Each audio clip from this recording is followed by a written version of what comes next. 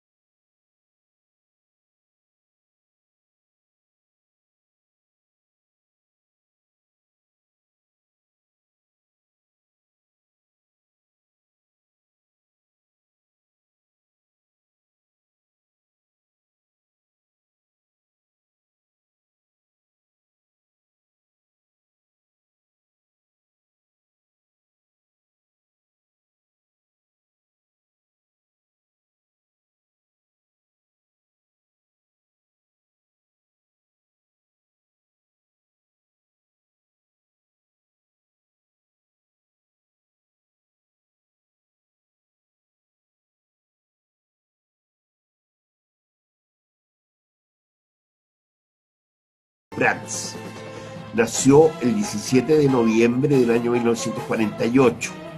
Sus primeras lecciones de arte las recibe de su madre, Maruja Prat, pintora egresada de Bellas Artes de la Universidad de Chile. A los 9 años estudia pintura con Kurt Herdan y escultura con Totila Albert.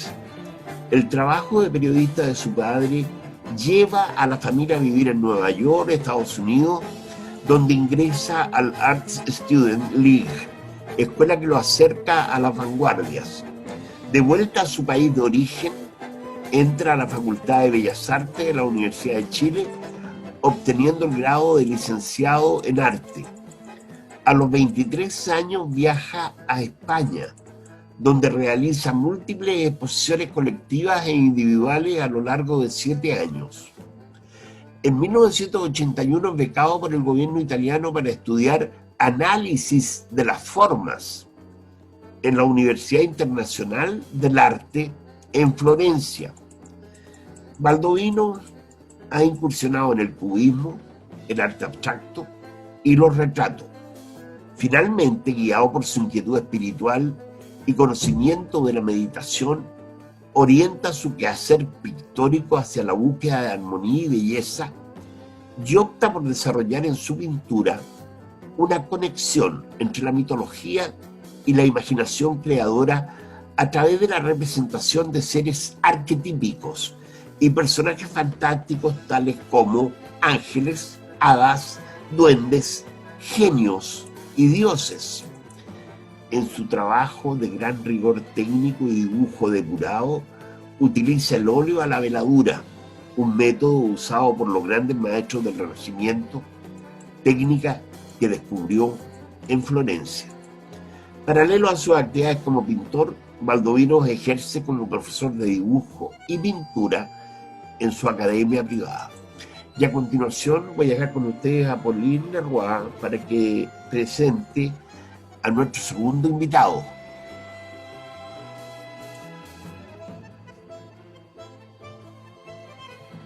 Micrófono. Sí. Hola Jorge, hola Nelson, hola Hernán. Buenas tardes a todos en este programa especial, el primer programa de 2021, que es un ícono cultural y un alimento, una ambrosía, digamos, para las personas a través de este programa de radio. Dentro de nuestros importantes invitados que tenemos hoy está también Nelson Araya, quien es músico. Nelson Araya es un importante músico chileno, creador e integrante del conocido grupo folclórico Agua, del cual fue vocalista y compositor y con el cual lanzaron el hit La Luna Llena, éxito nacional y que viajó aún más allá de Chile, siendo una canción cantada por la gran maestra Mercedes Sosa, maestra también de Nelson Araya. Asimismo, participó con el Grupo Agua en el Festival de Viña, junto a su grupo en la competencia folclórica. Con el Grupo Agua, nuestro músico viajó por toda Latinoamérica, viviendo por ciertas temporadas en algunos países. Por ejemplo, en Bolivia, pero su estadía más larga fue en Brasil. Varios años ahí aprendiendo y creando música, fusionando la música andina, chilena, junto con la música de la cultura brasilera. También ya trabajando en solitario, y se unió de esa forma a grandes músicos de habla hispana. Por ahora sigue creando y colaborando con diversos proyectos. Tenemos hoy, lamentablemente, sin audio ni imagen debido a un problema de conexión de internet. Tenemos a Nelson, pero la verdad que al parecer no vamos a poder conversar con él. Así que, bueno, esperemos que pueda conectarse en algún minuto del programa, Jorge. Claro que sí.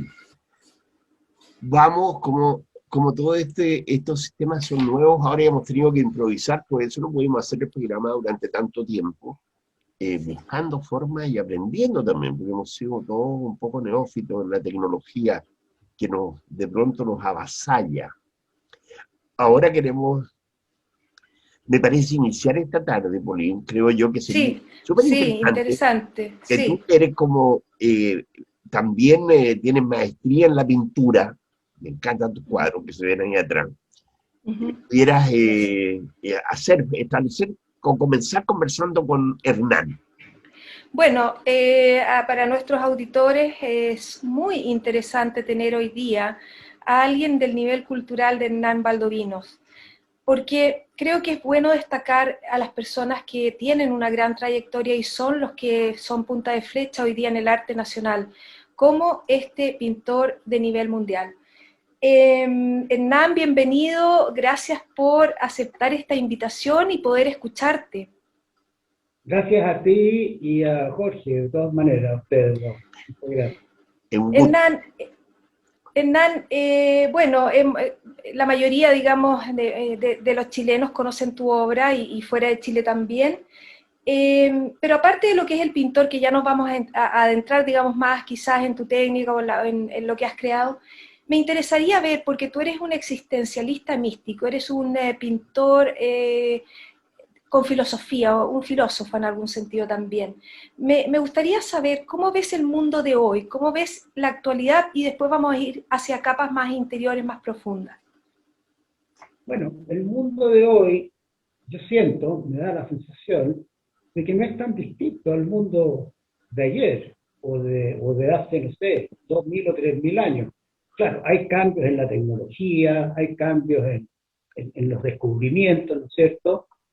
Pero la verdad es que el mundo no cambia tanto porque el ser humano no ha cambiado tanto. El ser humano es como el núcleo central de la pregunta, me parece a mí. El ser humano no ha cambiado en el sentido que su mirada generalmente está opuesta fuera de sí mismo. Le ha interesado más el mundo exterior, es decir, lo exotérico, más que lo esotérico, que es el mundo interior. Mucha gente le tiene un poquitito de temor a esta palabra, esotérico. Y lo único que significa esotérico es lo que está oculto, es lo que vive dentro del ser humano, ¿cierto? Incluso hay religiones que condenan lo esotérico, cosa muy extraña, porque la verdad es que todos los grandes maestros que han creado las grandes religiones, todos han sido esotéricos, en el sentido que todos se han metido dentro de sí mismos y han descubierto el tesoro interno de encontrarse con el mundo o el universo de lo sagrado, y vive dentro de cada individuo, de cada ser humano. Entonces, cuando tú me preguntas si el mundo, sobre el mundo, yo creo que el mundo lo hace el ser humano, el individuo. Depende del nivel psicoespiritual de cada individuo, es como va a ver el mundo. Yo te aseguro de que yo veo el mundo de una manera, y tú sales a la calle y le preguntas a otra persona la misma pregunta, y él lo va a ver de otra manera, ¿no es cierto? Cada uno tiene un punto de vista diferente, según su esencia interior, según su espíritu, según su sensibilidad, Y no hay que olvidarse también de que todos los seres humanos somos distintos, muy diferentes. Por eso cuando hay gente por ahí, o ciertos ideólogos por ahí, que les encanta decir somos todos iguales, no es cierto. No somos iguales. La divinidad es el más grande de los artistas, o la más grande artista, la divinidad, ¿no es cierto?, que incluye los dos polos, lo masculino y lo femenino, jamás se repite en su creación. Cada creación es una obra original, única. Y los seres humanos somos obras originales únicas. Los animales igualmente. No existe un gato igual a otro gato. En su forma de ser, en su psicología interior, porque también los gatos contienen una psicología interior, los perritos, qué sé yo, los caballos. ¿No? Entonces, no somos iguales, ¿no es cierto? Venimos con distintas misiones, las misiones son diferentes, las filosofías de cada uno son distintas, las doctrinas religiosas de cada uno son distintas, los talentos son diferentes. Es decir, yo podría seguir hablando de esto, de que los seres humanos son únicos, por lo tanto, no somos iguales. Y gracias a Dios que no somos iguales, porque si Dios hubiera querido hacer todo igual, ¿para qué hacer tantos seres humanos? Mejor hacer uno y ya está. Se acabó el problema. Exactamente, exactamente. Qué interesante. Bueno, aquí vemos que ingresó Nelson. Bienvenido, Nelson. Bueno. Ah, solo imagen, ¿estás con audio, no? No aún. Yo lo escucho perfectamente. Perfecto.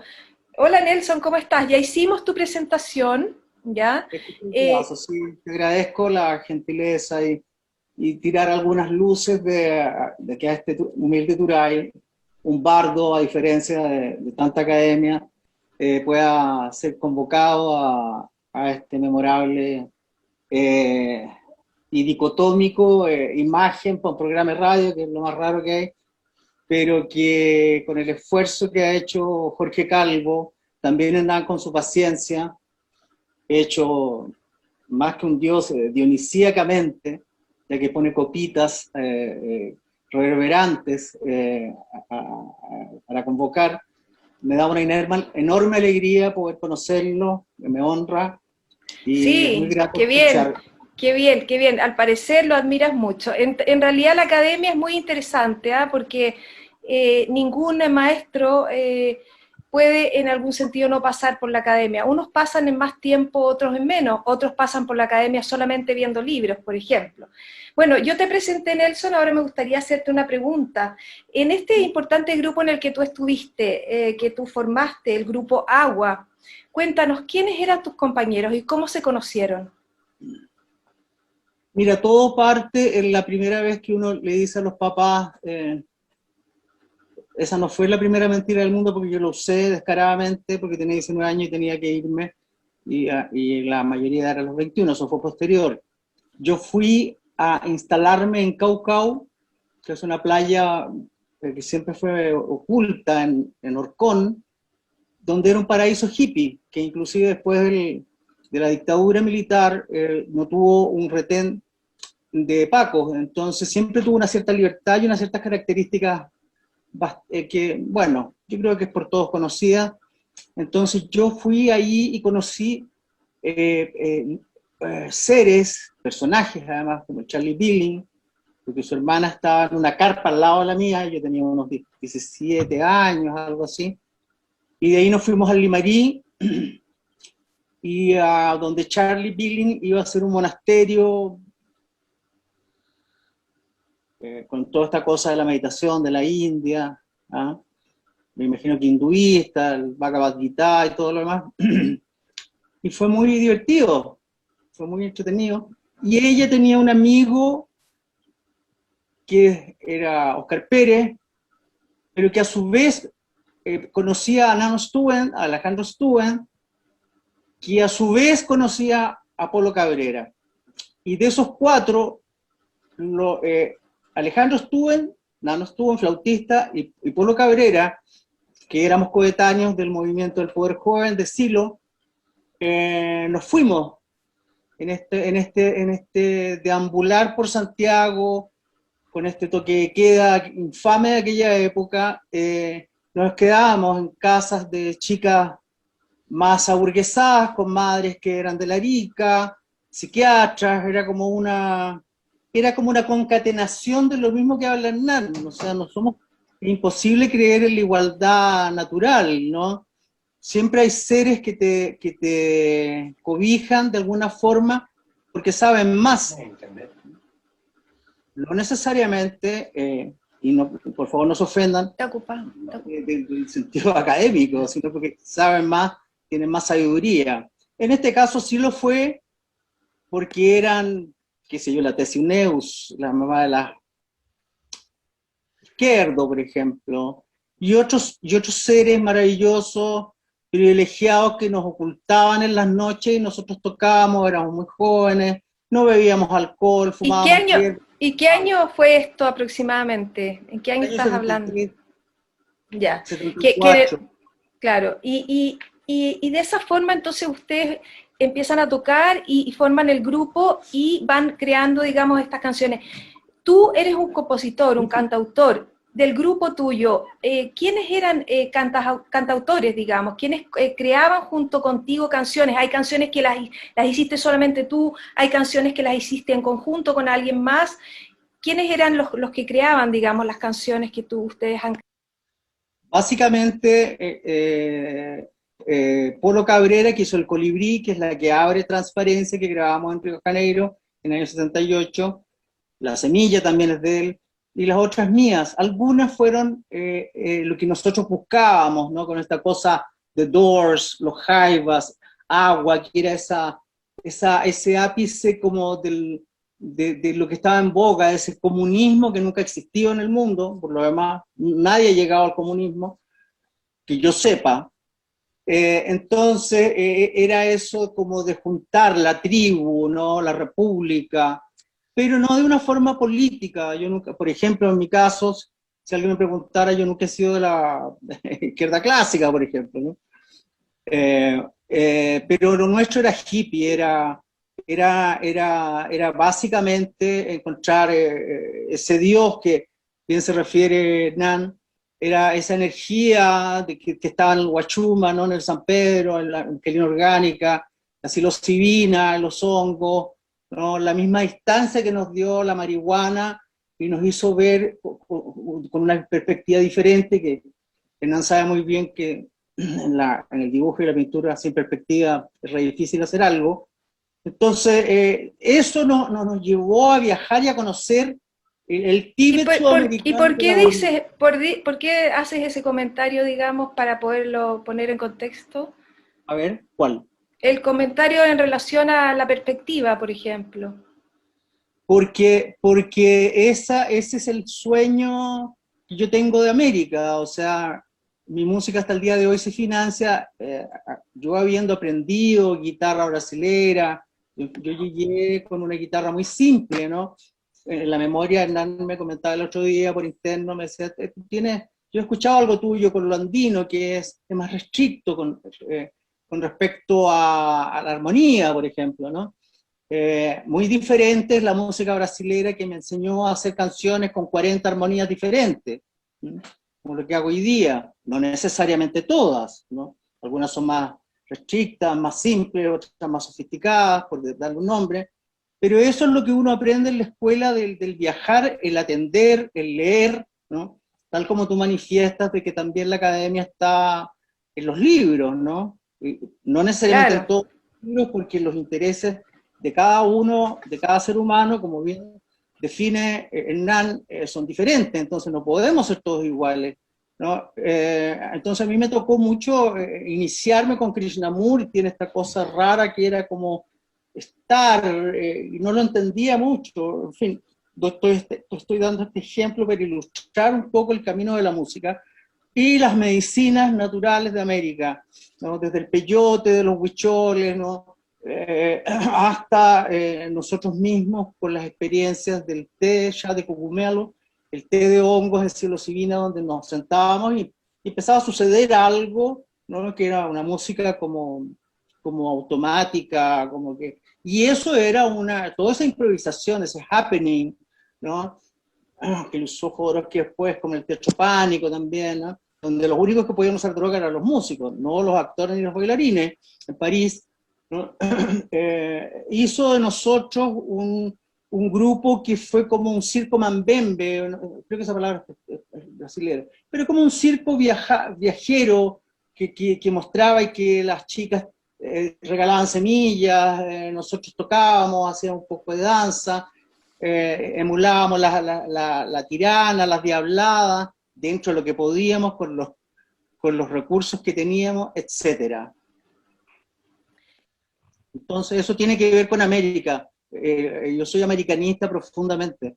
Entonces para mí es como la tierra, para mí es lo más sagrado, ¿no? Y en ese sentido, en esa época van naciendo, digamos, tus canciones y tu música. Por ejemplo, la canción icónica en Chile que es La Luna Llena. ¿Nace en qué época de tu grupo? ¿La creas tú, la creas con alguien? ¿Cómo surge esa canción?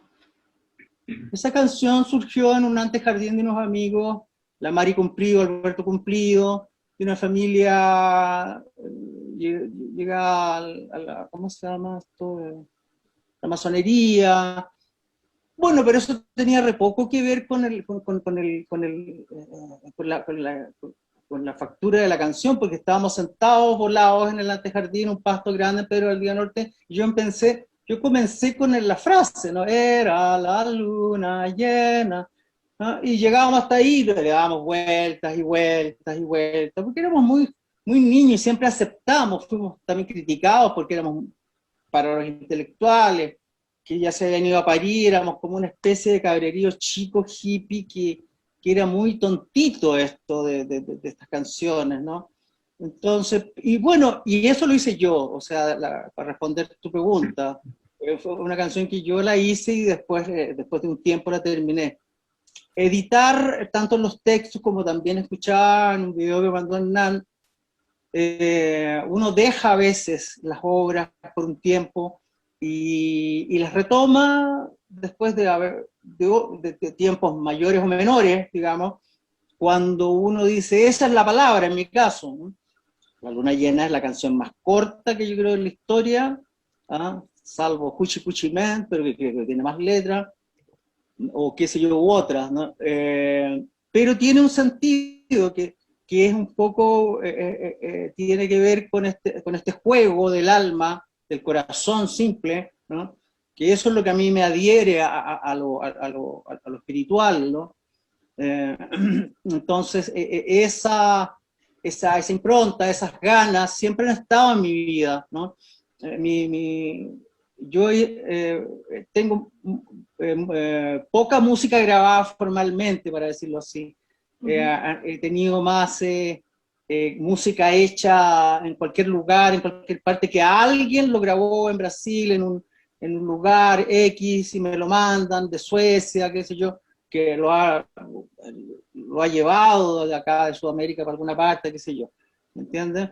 Yo tengo a rigor, mi trabajo es epulogía, que es la palabra epu es 12 mapungun, y logía obviamente la palabra de conocer ese dos que proviene del griego, que es el disco azul, y ahora hice un EP, que son una forma reciente de los músicos de poder hacer con pocos recursos 4 temas que muestran primeramente, para después poder ir incorporando más temas, qué sé yo, haciendo un trabajo mayor. No sé si me explico. Excelente, excelente. Bueno, ahí vamos a poder conversar sobre lo que estás haciendo un poco hoy día. Hernán, tú en relación, digamos, a la academia, porque tú eres una persona que tiene estudios en Florencia, una persona que tiene estudios muchos años y además es un artífice de una técnica extraordinaria que nadie ha podido realmente copiar en algún sentido para poder aproximarse a las veladuras, a la técnica que tú usas, y lo digo yo como pintora, hay que acercarse al maestro Hernán Baldovino en ese sentido. Entonces, mi pregunta es, ¿cómo va aportando al artista el uso de una técnica, por ejemplo? Esa es una pregunta. Y la otra es, ¿cómo ves tú la democracia? Porque la democracia es a mi modo de ver, digamos, la capacidad que tienen dos y todos como habitantes de una sociedad de dar su opinión, de decir su forma de ver las cosas sin, digamos, pasar a llevar al otro o sin agredir al otro, sino que dando su opinión. Eso es la democracia, si no lo otro es una dictadura. Si tú pasas a llevar a otro artista o a otra persona, tú estás, digamos, ejerciendo un control sobre el otro, ¿cierto? ¿Cómo ves entonces el tema de la academia, que es muy importante para los artistas, y el otro tema de la democracia, el hecho de escucharse entre personas? Bueno, mira, sobre la academia, una gran pregunta esa. A mí siempre me interesó desde niño, como te digo, mi madre era pintora, entonces yo me metí al taller de ella, 4 o 5 años, tomaba los pinceles, y ella fue mi primera maestra. Pero ya como a los 8 o 9 años, empecé a decirle: mamá, yo quiero aprender con un maestro, y quiero ir a tomar clases. Hinché, la molestaba, ya me... Y ella me llevó a la Academia Totila Albert, este gran escultor, ¿no es cierto? Y Kurt Herdan, que años después fue decano de la Facultad de Bellas Artes de la Universidad de Chile. Ellos fueron maestros cuando yo tenía 9 años. Y el primer contacto con la academia es muy importante, porque ¿qué es lo que es la academia? La academia la fundó Pitágoras en la ciudad de Crotona, ¿sí? Hace más de 3000 años atrás. Y lo que inspira la academia, porque es una academia holística, o sea, donde no solamente se enseñaba pintura, dibujo, matemáticas, filosofía, geometría, ¿no es cierto?, danza, etcétera, etcétera, etcétera, sino que es el aporte y la enseñanza de un lenguaje. Porque tú, para expresarte, todas las disciplinas, sea de la danza, la música, y Nelson lo sabe muy bien, implica un lenguaje, ¿no es cierto? Y ese lenguaje tiene que ver también con tu manera de ser frente al mundo. Importante esto del mundo, de la tierra, ¿no es cierto?, la cosa telúrica, ¿no? Y ese lenguaje, el hombre lo encuentra en la tierra. O sea, el lenguaje, por ejemplo, de la academia, del arte visual, no es un lenguaje que lo inventa el ser humano. Ese lenguaje lo encuentran los grandes observadores de la naturaleza, como eran los griegos, los egipcios, los chinos, mayas, y todos comienzan a transformar este lenguaje que captan de la madre naturaleza y lo transforman en ecuaciones visuales, en ecuaciones matemáticas. Gracias a eso nosotros hoy en día los pintores podemos saber lo que es la divina proporción, por ejemplo, para poder componer en un espacio vacío, ¿verdad?, los objetos que uno va pintando en una tela, para que sean armónicos entre sí. Lo que los griegos hablan de euritmia, ¿no es cierto? La euritmia es que las partes de un cuadro o de una serie de objetos sobre una tela, un espacio determinado, estén en relación armónica con el todo. Eso sucede en la madre naturaleza, porque la armonía está ahí. Pero en un espacio reducido, como tenemos los pintores, que es un cuadrado o es un círculo, nosotros tenemos fronteras. En la naturaleza no hay fronteras. ¿Cierto? Entonces la academia es muy importante para adquirir un lenguaje, ¿sí?, para poder expresar tu mundo interior, tu magia interior, porque ahí está el contenido, forma y contenido. La forma tiene que ver con el lenguaje, cómo dices las cosas, ¿cierto?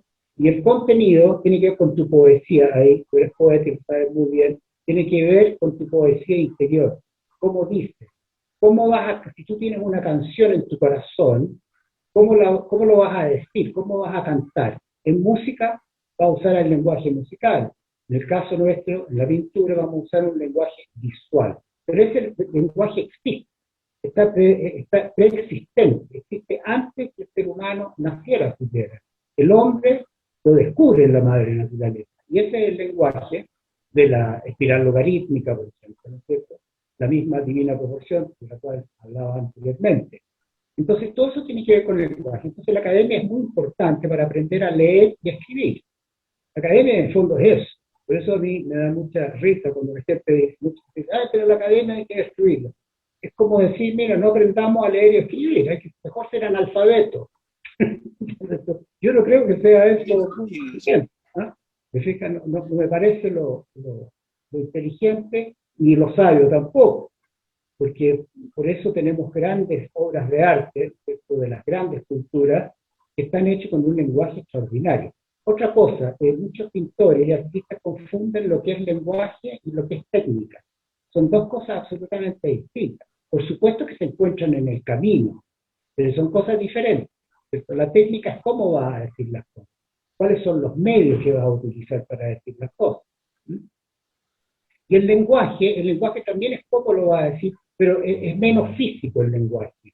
Es más espiritual el lenguaje, ¿sí? Que la técnica, que es algo mucho más. De hecho, la palabra arte, entre los griegos, se llamaba artis, y artis significa técnica.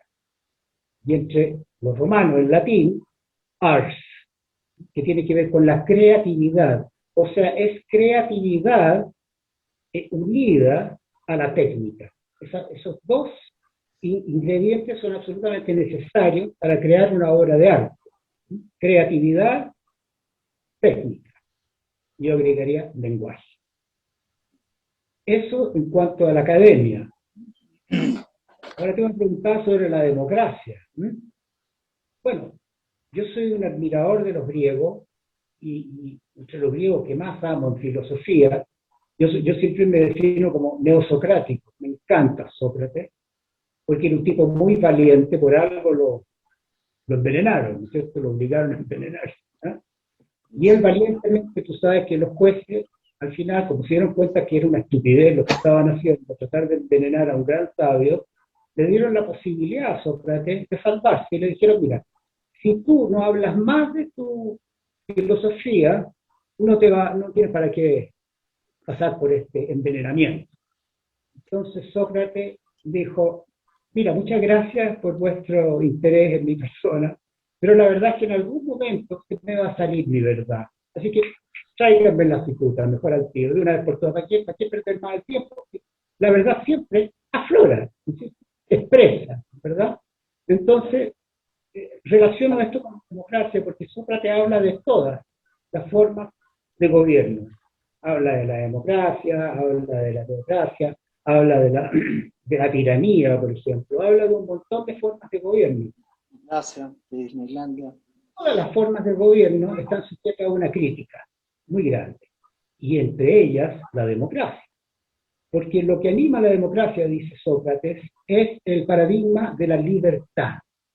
Todos amamos la libertad, nos parece maravilloso, nosotros tenemos que ser libres. Y los griegos amaban más a los dioses de la libertad que a los dioses del amor, porque si tú no eres libre, no puedes amar tampoco. Entonces la libertad es muy importante.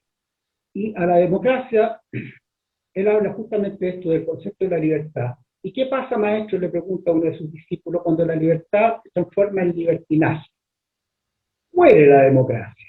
Esa es la gran confusión, porque la libertad exige la democracia exige una gran responsabilidad y una gran sensibilidad para con tu vecino, con tus congéneres. O sea, tú tienes que respetar primero para que la democracia funcione. ¿Y cómo puede funcionar? Con un nivel cultural más o menos armónico. Pero de repente en países donde el nivel cultural es paupérrimo, por no decir niente, como dicen los italianos, la democracia no funciona. Es imposible que funcione porque no hay respeto, no hay sensibilidad, no hay conciencia. Y tú sales a la calle a destrozar, por ejemplo, lo que otros han construido, eso es absolutamente antidemocrático. Y eso no es libertad, eso es libertinaje. Entonces, ¿qué es lo que están buscando con eso? Según Sócrates, ¿qué viene después del libertinaje? La tiranía. El hombre, si no entiende de su historia, si no comprende su historia, está condenado a repetirla. Así que eso es lo único que voy a decir de la democracia. Mucho cuidado. Muy bien, muchas gracias. Jorge, ¿tú qué quieres exprimir de estos grandes creadores que nos acompañan hoy día? A mí me parece fascinante esto.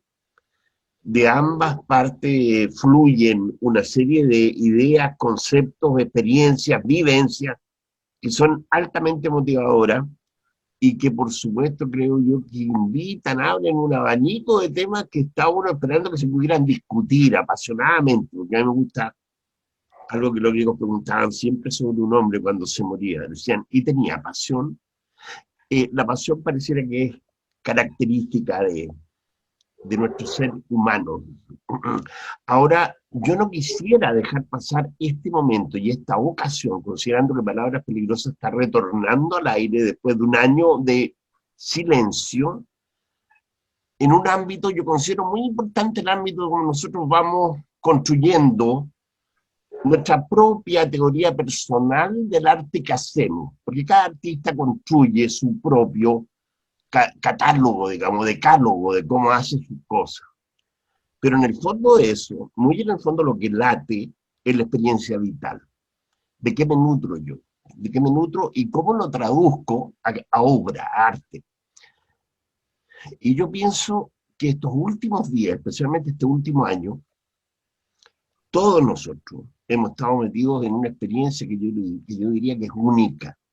Nosotros habíamos leído de la peste negra en Europa, pero nunca nos habíamos imaginado que nos iba a tocar vivir una epidemia planetaria como la que hemos vivido, que ha tenido como primera característica que nos ha obligado a salir de los escenarios y del encuentro con los otros, porque es una característica que ha tenido este último año, hemos estado aislados. Y eso nos obliga necesariamente a tener que ir hacia adentro. Quizá en este periodo ha habido más introspección que nunca. Entonces yo me pregunto como creadores, ¿cómo ha sido esto para ustedes en lo personal? Me gustaría conocer sus experiencias, su vivencia, su opinión. ¿Ha sido motivante o ha sido frustrante? ¿Les ha estimulado a escribir más o a crear más, a componer más canciones o a pintar más? ¿O de algún modo los ha paralizado? Este momento que estamos viviendo, que todavía tiene una gran interrogante hoy día, porque hoy día llegan noticias alarmantes diciendo que se están retirando las vacunas del mercado porque están funcionando mal. Y eso genera gran incertidumbre respecto de lo que se viene. Nosotros queremos tener esa sensación de seguridad de que está todo bajo control, de que al caballo le tenemos tomadas las riendas, pero en verdad no es así. El caballo parece que está desbocado y corre por su cuenta. Entonces, ¿qué sensación nos genera eso? Respecto de lo que hacemos como artistas. Eso es un estímulo, nos estimula a escribir más, a crear más, a pintar más, a componer más, o nos tiene un poco meditabundos y concentrados en descifrar realmente qué somos y por qué estamos aquí. No sé, esa sería una pregunta que yo pondría a todos, incluyendo a Polín, en la respuesta. ¿Ya? No sé, si quieres, Hernán, ¿quieres responder? ¿Tú primero o Nelson puede comenzar primero? No sé, como tú quieras. Mi experiencia ha sido muy buena, estar encerrado, porque siempre estoy encerrado. Siempre estoy pintando desde la mañana, la tarde, la noche. Entonces a mí realmente no puedo mentirte, o sea, no me ha afectado en nada prácticamente. Lo único que me ha afectado es que a mí me gusta, por ejemplo, salir, con mi mujer salimos a comer afuera, ver amigos o invitar amigos, y en ese sentido hemos estado un poquito más paralizados. Pero en cuanto a la creatividad, siempre uno está solo. Siempre uno está hacia adentro. Yo hablo de mi experiencia, no sé cómo será la experiencia de otros, pero yo siempre estoy hacia adentro, entonces no me afecta en ese sentido. Ahora, lo que tú dijiste es muy importante y muy cierto. Esto desde la pandemia ha servido mucho para que la gente de alguna manera se meta hacia adentro, que gatille ciertos procesos de búsqueda interior. O sea, todo lo que sucede en el mundo es dialéctico. Entonces, de alguna manera, tiene una parte oscura y una parte luminosa. Yo diría que la parte más luminosa sería esa. Obliga a la gente a estar hacia adentro y a descubrir muchas veces su mundo interior. Y para otros que no quieren meterse hacia adentro o escuchan mucho la loca de la casa, como decía la Santa Teresa de Ávila, que es la mente desatada, digamos. Ella la llamaba la loca de la casa, muy bien puesto el nombre, ¿no? Claro, te puedes volver loco, mucha gente se vuelve loca, Dios se psicotiza, ¿eh? Pero si tú tienes un cierto nivel de equilibrio interior, te puede hacer muy bien entrar a tu mundo interior y descubrir realmente quién eres, que no eres un nombre, no eres una forma, o sea, eres algo sin frontera. Y cuando tú descubres eso, cambia toda y ve el mundo de otra manera. Bien. Y Nelson, ¿cómo ha sido tu parte en esto? Me identifico plenamente con lo que comenta Hernán, porque para mí tampoco fue entrar a una prisión, digamos, en el sentido de lo creativo, por situaciones subjetivas que no voy a comentar. Bueno, tuve la muerte de mi padre, fue muy duro, tuve que estar muy cerca, en fin. Estuve estresado, pero al mismo tiempo me transformé en una especie de vampiro y utilicé la noche por problemas que tenía de ruido en el día, desgastante, pero no me afectó como volver a ser un nuevo lobo estepario, digamos, ¿no? Como alguna insanidad siempre uno tiene con respecto a los análisis, ¿no? De lo transhistórico, ¿no? Si la vacuna la inventaron, si no. Pero eso es muy desgastante también. Uno cuando ha trabajado de joven la huella interna, ¿no? Yo provengo del Cuarto Camino Gurdjieff, entonces desde el siloísmo de muy joven, le hace la época de la Unidad Popular, aprendí la conciencia de sí, aprendí una serie de técnicas que era bastante milico todo, pero servía mucho porque uno sabía dónde estaba situado, ¿no? Y con el tiempo eso, más los libros, ¿no? Los viajes, ¿no? Las diferentes instancias que me tocaron vivir con seres muy disímiles, muy, qué sé yo, viajar mucho en Sudamérica, nunca he salido de Sudamérica, pero viví en ciudades grandes como São Paulo, Río de Janeiro, Fortaleza, que es una ciudad encantadora en el nordeste de Brasil, donde pude desarrollar mi trabajo de una forma muy, muy bien, etc. Entonces,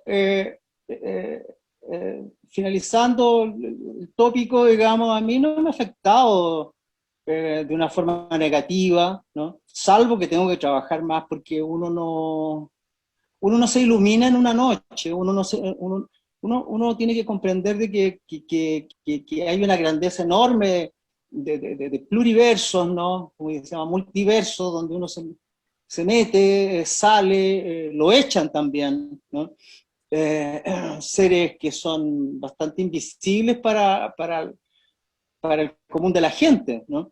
Entonces uno ya está acostumbrado a crear un ser invisible que te cuida en tu pequeño espacio donde vives, ¿no? Yo vivo con mucha austeridad, y entonces eso siempre me llevó a escribir. No me considero escritor, pero he ido con ciertos personajes, Florior Pérez, qué sé yo, y toda una cultura de gente que me enseñaba siempre a editar hasta el final, editar. Entonces, siempre he tenido algo que hacer, aunque no todos los días la neurosis. Los músicos sufrimos, así como tendinitis, los guitarristas, sufrimos un poco de neurosis creativa, no es siempre, uno no es una fábrica de cuchuflí que siempre está haciendo algo muy importante, ¿entiendes? A veces uno se contrae, es jardinero, ¿no? Es un ser más afable, sociabiliza más, te das cuenta. Bueno, soy padre también, mi hijo es un hombre muy espiritual, muy situado en los ámbitos del espíritu y del tonal y nahual, como se habla de las mesetas del norte, ¿no? Como nos comentaba Castaneda. Entonces, yo me doy por un hombre muy tremendamente en el binomio de agradecer y confiar. Entonces siempre estoy haciendo algo, siempre estoy mejorando algo, estoy cambiando temática, estoy encontrando que hago cosas que son muy malas y cosas que son mejores, y a todas las acudo. Me refiero a lo invisible, me refiero a la escritura, a tocar la guitarra y decir, bueno, a ver, vamos al automático, improvisemos, a ver, arriesguémonos, a ver para dónde va la micro, qué puede pasar acá, qué sé yo, ya, y resulta, ¿no? Es algo volitivo, las ganas que uno tiene de superar esos nudos, ¿no? Esos nudos que siempre hay en el acto creativo. Entonces, para mí es fantástica la música, me gustaría tener más energía, no sé, de descubrir cuál es el soma que tomaban los yogis antes de que lo encontraran tan fuerte y hicieran yoga porque les podía hacer mal para la salud, ¿no?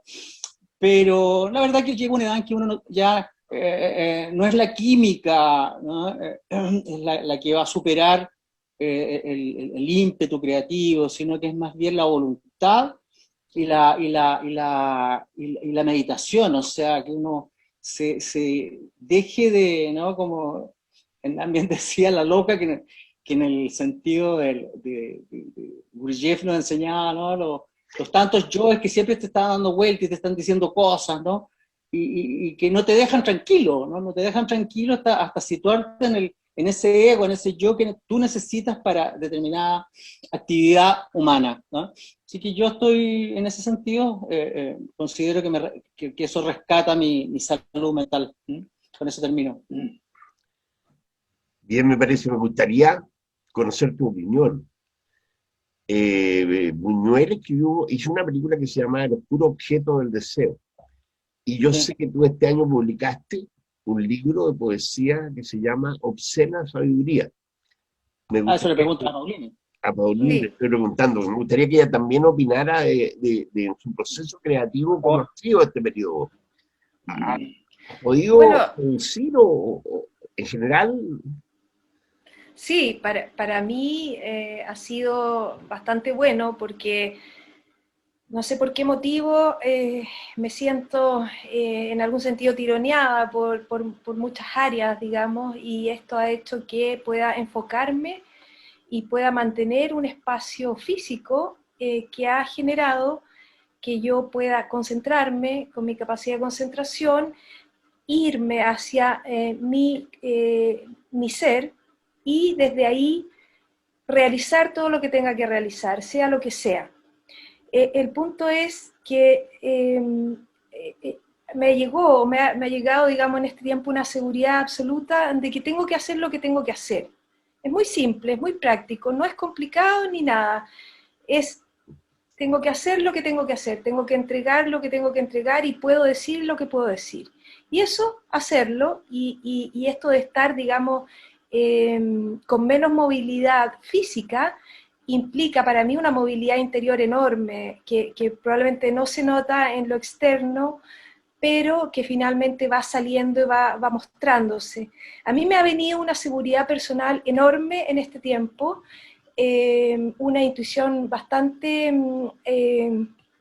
importante, porque he dejado espacios más de tranquilidad y de silencio para poder hacer lo que tengo que hacer. Tengo muy claro que tengo que hacer lo que tengo que hacer, no es mucho más que eso, no es tan complicado tampoco, es como que un dentista vino a arreglar muelas y dientes o a arreglar los tratamientos dentales, no sé, yo vine a hacer este ser creativo que soy y eso implica realizarlo, y esta pandemia me ha ayudado a estar como en un cubículo protegida para existir y ser quien soy.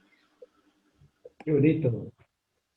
Me parece muy bien, oye. O sea que en general pareciera que a todos nosotros este horrible tiempo de pandemia nos ha servido para mejorar la puntería, digamos. Para pegar mejor en donde tenemos que ir a pegar.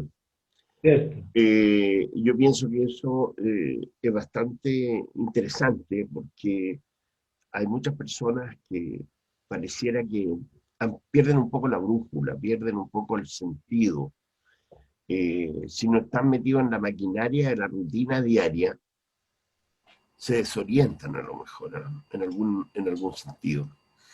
Entonces, ahí donde yo creo que recurrir, ir adentro y despertar a ese pequeño genio que tenemos ahí, que está esperando el momento de hacer magia, de crear, de darle vida a algo, de algún modo hay que estimularlo, ¿no?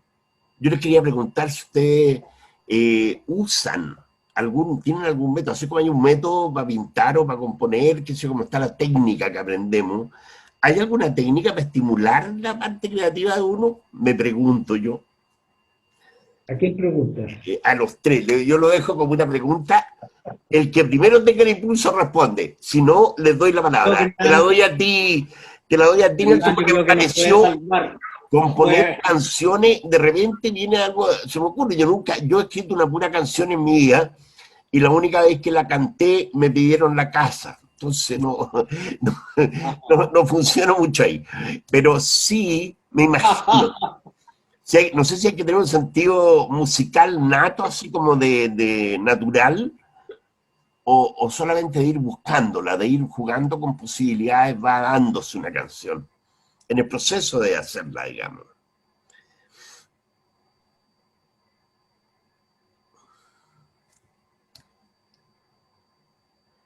A Nelson le consulto. La pregunta es a mí, yo pensé que iba a Hernán. No, te pregunto a ti cómo se ha dado en ti este proceso ahora. Sigue viniendo ideas, temas. Sí, claro. Algo de eso traté de contarle, o me salió al final de lo que decía antes. Yo tengo momentos en que no quiero ver la guitarra, porque he salido de una neurosis creativa, o mi mente está ocupada en otros, está preocupada por otros afanes que todos tenemos en la vida, ¿no?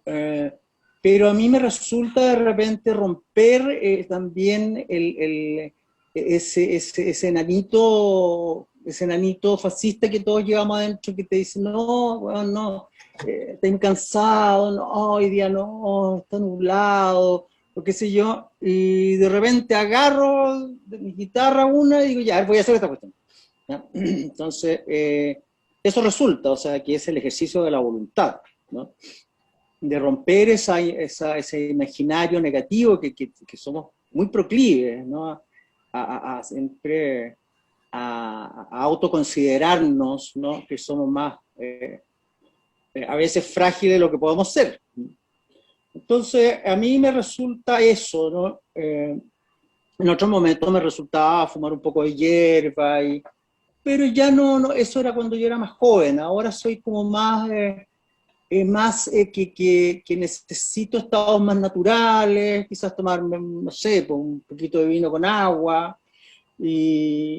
pero mira, fluctúa, pero yo creo que básicamente es un ejercicio volitivo, o sea, es decir, bueno, estoy en este momento, tengo parado esto y otro, esta está feíta, esta está como a la reverenda, y esta le tocaría, ¿no?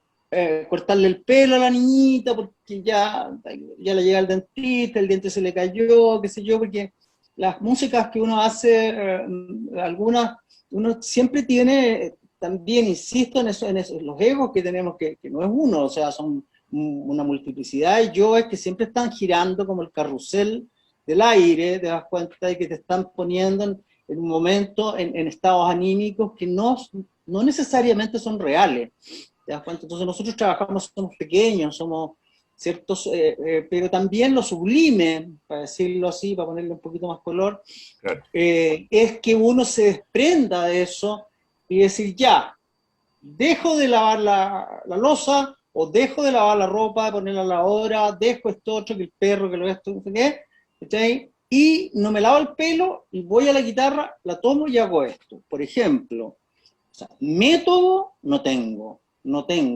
o sea, yo creo que el lenguaje, por ejemplo, donde apela Hernán, ¿cierto?, dentro de su definición, que creo que fue la cuarta medida, pero que se acerca a las otras, cuando se refería a los griegos, ¿no?, y todo eso, a todo ese aprendizaje, a esa escuela, digamos, a mí me sucede de una forma quizá un poco más de camerata rusticana, de un bardo que siempre está atento a no dejar eso.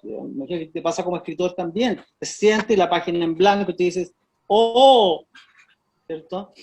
Y a ella también, porque ella también escribe, yo me imagino que algo escribirá, además de pintar, porque he visto su obra, y no es por ser tan condescendiente, ¿no?, sino que el lenguaje que yo escuché de él me acerca mucho a a como que las directrices que hay invisibles por alguna parte, que a mí nunca me ha gustado mucho definirlas y le he cambiado nombre de repente, qué sé yo, es un juego que uno tiene mágico, ¿ah?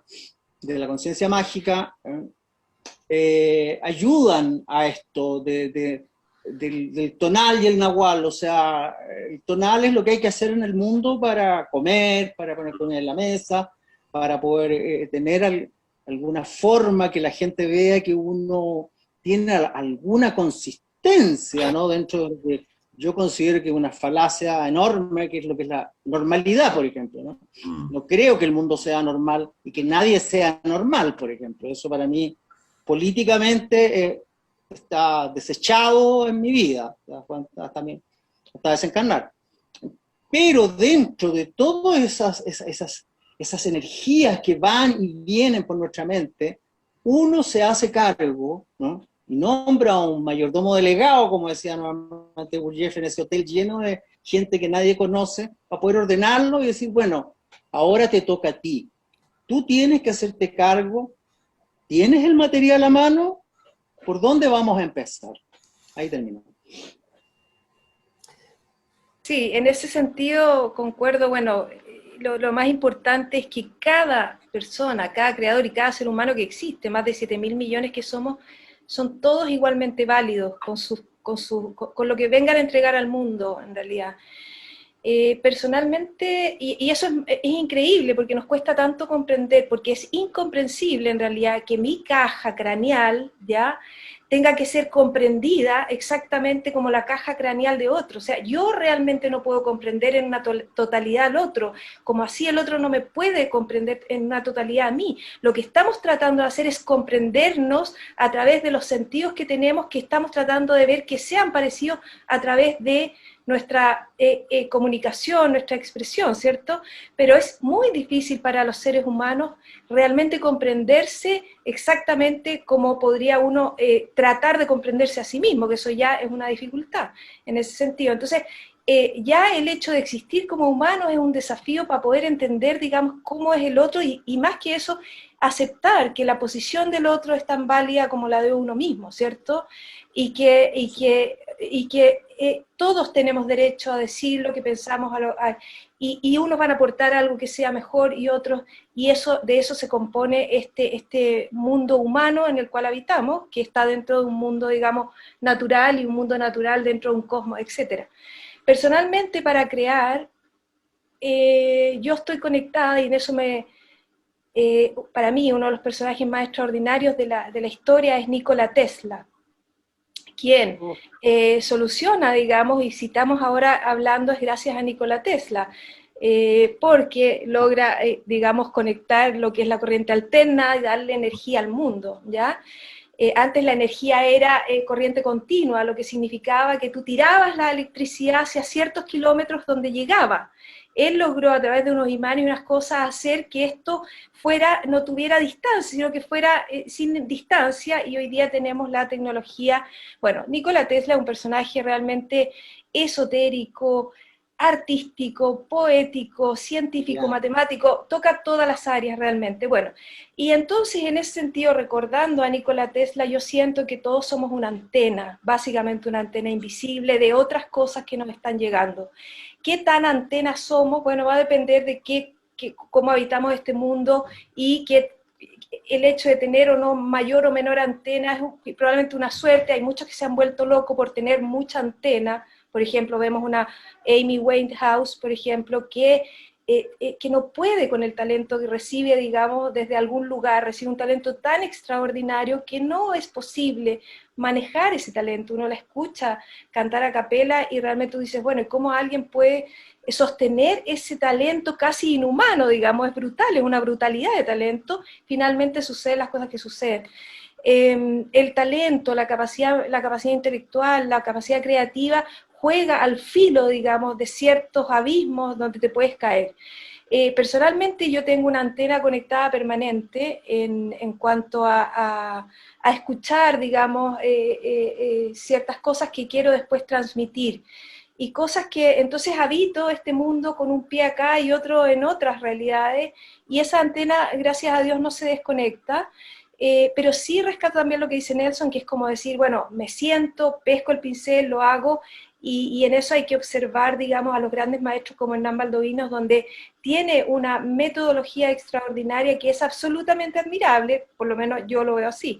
Entonces, creo que hay que mantener esa, yo personalmente, para mí creo que hay que mantener esa antena en lo posible, tratar de que no sea cortada por ninguna cosa, sino que tratar de cuidarla como un tesoro, y por otro lado tener esa fuerza de voluntad que se refería a Nelson, ¿cierto? De decir, bueno, ahí vamos, ahí vamos. Y creo que las personas que logran conseguir alguna cosa que han creado, o científicos, los que sean, médicos, artistas, es porque tienen una gran voluntad. Así que bueno, es un desafío mantener la voluntad, que se rescate en esta pandemia donde uno dice, oh, que estaba realmente afuera, estaba realmente exterior. Ahora voy hacia lo interior, rescato, digamos, la voluntad y sigo escuchando esta antena. Gracias, Pauline. Agregar un pequeño detalle en tu parte de la respuesta a esa pregunta es, si llegado el momento de sentarse, de instalarse a crear algo nuevo, una obra nueva que va a partir, van a ser de cero en ese momento, ¿la técnica, querida, ayuda o no ayuda? Es una inquietud que yo tengo personalmente conmigo mismo.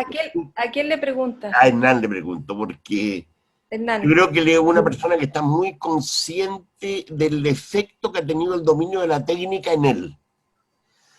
Mira, yo voy a recoger algo que dijo Nelson, pero muy importante. Él habló del soma, en cuanto al método que uso yo para crear, ¿no? ¿Y dónde está ese soma? Pues yo lo descubrí cuando tenía más o menos como 8 años. Estaba escuchando una polonesa de Chopin, que es maravillosa. Estaba en Nueva York, estaba lloviendo, era un día gris, lluvioso. Y algo me pasó misterioso, traspasé un umbral que racionalmente no lo puedo explicar, pero me transformó. Y de ahí hacia adelante descubrí el silencio interior. Y en ese silencio interior yo me vacío de todo contenido y empiezo a recepcionar, como decía Pauline, es muy cierto, me transformo en una antena. Y todo pasó en forma absolutamente natural. Y con los años, voy a volver a recordar a los griegos, me encontré con un concepto de los filósofos griegos que hablaban de ataraxia, que significa imperturbabilidad de espíritu, y lo relacionaban con la creatividad. Yo dije, pero si eso es lo que yo siento. Lo que pasa es que me faltaba el concepto como para definirlo. Y está perfectamente bien definido, y me siento totalmente identificado. Se llama ataraxia. Ahora, ataraxia es algo que sucede en forma natural, y eso le pasa en general a todos los niños, porque los niños son mucho más inocentes frente al proceso creativo. Se ponen con sus colores ahí y empiezan a dibujar nomás como una cosa lúdica. Es muy importante el juego creativo, ¿no es cierto? Para que empiece a penetrar ese espacio de silencio interior donde sucede absolutamente todo. Tienes todo a tu alcance, ¿ah? Y por eso me interesó mucho esto del soma. Mi soma es ataraxia, ¿no? Entro con mucha facilidad porque nunca he salido de ahí, por lo demás. Entonces, cuando uno empieza a crecer, en general, digo, todos los niños tienen esa facultad, por su inocencia, por su apertura, porque también existe un cierto tipo de apertura, ¿no es cierto? Una especie se tiene que transformar en una especie de cáliz, de vacío para recibir, porque si tú estás lleno, no puedes recibir nada, ¿no es cierto? Necesitas crear un cierto tipo de vacío. Entonces, en ese sentido, claro, los seres humanos cuando van creciendo se van poniendo cada vez más graves y dejan de ser existenciales y se transforman en algo más conceptual, algo más intelectual. ¿Se fija? Y el intelectual es la cabeza, evidentemente. El concepto es la palabra y es la cabeza. O sea, pero la palabra no es la cosa. ¿No es cierto? La palabra sol, yo siempre digo, no es el sol. Ahora, si tú te pones debajo del sol, vas a sentir existencialmente el sol. Eso es lo que a mí me interesa. La experiencia de estar frente al sol, y la palabra me sirve como símbolo, nada más. Pero me interesa la existencialidad. a mí me interesa vivenciar mi vida diaria, momento, instante en instante. Y ataraxia me lleva a estar vacío para recibir, recepcionar todo ese tipo de energía. Es el soma por Nelson. Sí, el Wu-Wei, el vacío dinámico del Tao, ¿no? El Wu-Wei, vacío dinámico. Exactamente, Wu-Wei. Sí. Bueno, yo quisiera comentarles, queridos invitados, que el tiempo corre, ¿no? Ya ha pasado 1 hora 10 minutos y estamos, digamos, con el tiempo cumplido. Entonces yo quisiera proponerle que cada uno de ustedes hiciera uso de un tiempo final como para redondear o decir lo que estimen necesario y despedirse. Y nos despedimos todos. ¿Les parece? Porque estamos ya pasados en la hora. Pasa volando. No, uno no se da ni cuenta y pasó 1 hora 10 minutos, mira. Pero esperamos poder invitarlos de nuevo en otro momento más adelante, digamos, en 1 o 2 meses más, y hacer otra conversación en torno a esto mismo, o a otros temas que incluso ustedes mismos podrían sugerir, ¿no? Estamos abiertos a todas las sugerencias. ¿Les parece? Les ofrezco la palabra para que hagan una última exposición de idea o opinión y redondeemos la despedida. Muy bien. Hernán. Bueno, mira, yo no soy nadie para aconsejar en realidad, pero según mi experiencia, yo le diría a la gente que nos está escuchando que se den un tiempecito, 5 minutos, para observarse, para meterse hacia adentro, porque te van a sorprender los tesoros que cada ser humano, que cada individuo tiene dentro de sí mismo. Y en ese sentido, cuando descubran eso, van a dejar de ser persona, porque persona significa máscara, es algo falso, en etimología, y se van a transformar en individuo, que es una palabra hermosa, que significa indivisible, o sea, no dividido por dentro, que la mayoría de las personas están un poco divididas por dentro. Entonces, dense la oportunidad de entrar en este mundo interior y descubrir sus tesoros maravillosos que yacen en todo ser humano por lo demás. Gracias a todos, gracias Jorge, gracias Corina, gracias Nelson también. Hare Krishna. Son Nelson, encantadores, ¿no? ¿qué te gustaría decir como despedida, Nelson? O agregar o aportar A algo? mí va a sonar mal, pero Dale nomás, es tuya la canción.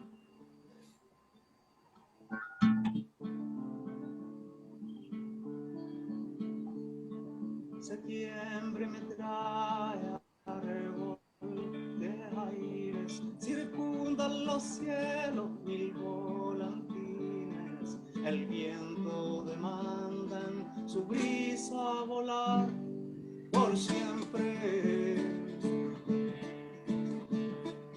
En tu cara renacen los 1000 colores, invierno y su manto empalidecido. Ahora en tu pecho se abren ventanas al cielo.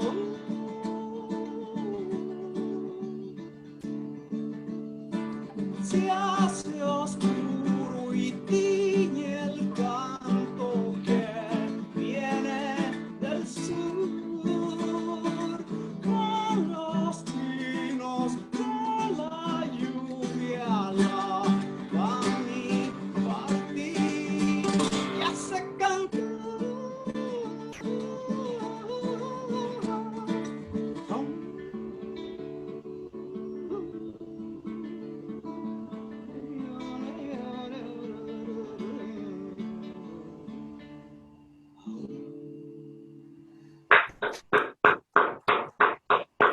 Amigo, un placer. Pegajoso.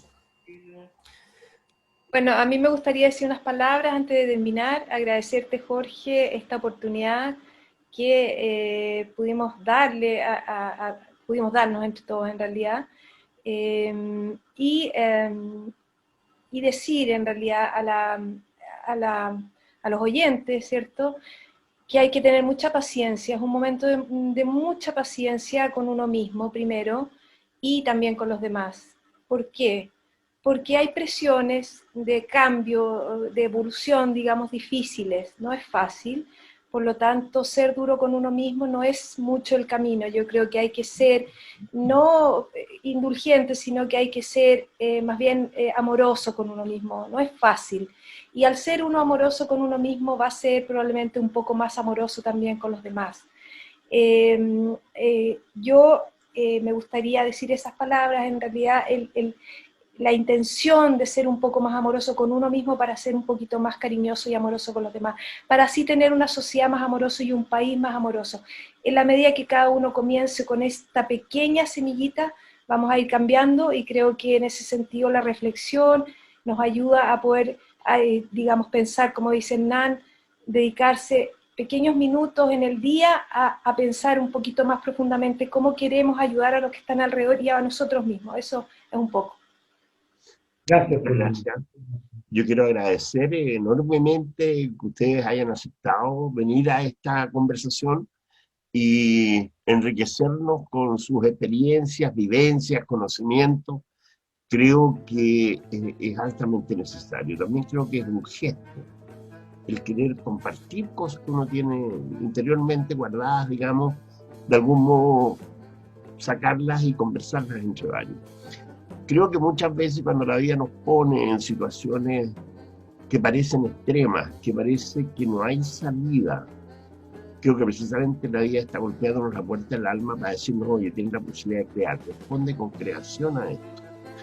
Creo que algo de eso estamos enfrentando hoy día como seres humanos y como especie. Y mientras mejor voluntad tengamos, y mientras mejor espíritu, dar lo mejor que tenemos dentro tengamos, yo creo que podemos tener mejores opciones, ¿no? Les agradezco mucho, quedan cordialmente invitados para más adelante, nos vamos a repetir un momento grato como este, y muchas gracias. Gracias a ti. Gracias, amigo. Gracias. Hare Krishna.